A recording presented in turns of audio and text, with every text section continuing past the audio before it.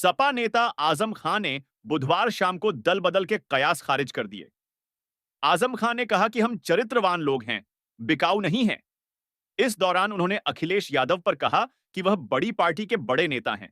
मेरे जैसे छोटे आदमी के लिए कुछ कहा तो उनका बड़प्पन। कूष्मांडा देवी सृष्टि की आदि शक्ति मानी जाती है। इनके पूर्व ब्रह्मांड का अस्तित्व ही नहीं था। देवी का निवास सूर्यमंडल के भीतर माना जाता है। ग्रेटर नोएडा में हो रहे इस ट्रेड शो में प्रदेश के उद्यमियों को वैश्विक मंच मिलेगा। इसमें प्रदेश की औद्योगिक, कृषि, सांस्कृतिक और नवाचार क्षमताओं का भव्य प्रदर्शन होगा।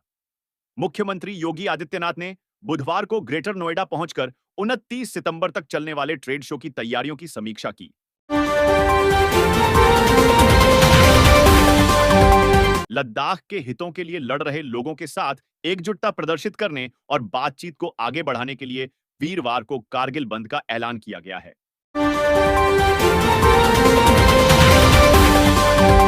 1962 के भारत चीन युद्ध पर सीडीएस जनरल अनिल चौहान ने कहा कि अगर उस समय वायुसेना का इस्तेमाल किया जाता तो चीनी आक्रमण कम हो जाता और सेना को तैयारी का समय मिलता। उन्होंने माना कि लद्दाख और अरुणाचल में एक जैसी फॉरवर्ड पॉलिसी लागू करना गलती थी।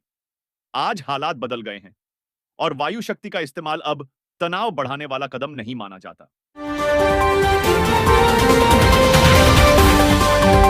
अमेरिका के राष्ट्रपति डोनाल्ड ट्रंप के प्रतिबंध भारतीय छात्रों का अमेरिकी सपना तोड़ रहे हैं।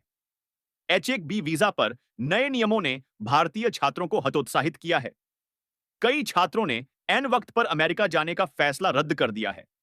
वहीं जर्मनी ने कुशल भारतीय पेशेवरों के लिए अपने दरवाजे खोल दिए हैं। H-1B वीजा शुल्क में बढ़ोतरी के बीच भारत में जर्मनी के राजदूत फिलिप एकरमैन ने कहा कि उच्च कौशल वाले भारतीयों का जर्मनी में स्वागत है। Nasdaq listed Check Point Software Technologies Limited की ताजा थ्रेट इंटेलिजेंस रिपोर्ट में खुलासा हुआ है कि शिक्षा और अनुसंधान संस्थानों पर औसतन हर सप्ताह 7,095 साइबर हमले हुए। यह आंकड़ा सरकारी संस्थाओं और कंज्यूमर गुड्स कंपनियों से भी अधिक है। वैश्विक स्तर पर यह क्षेत्र स्वास्थ्य क्षेत्र के बाद दूसरे स्थान पर है।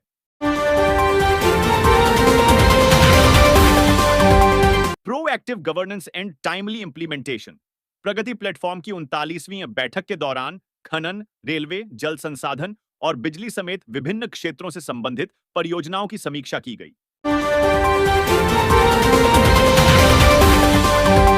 प्रधानमंत्री नरेंद्र मोदी ने बुधवार को 15 राज्यों में 65,000 करोड़ रुपए के संचयी निवेश वाली 8 महत्वपूर्ण बुनियादी ढांचा परियोजनाओं की समीक्षा कर कहा कि इन्हें समय पर पूरा करें।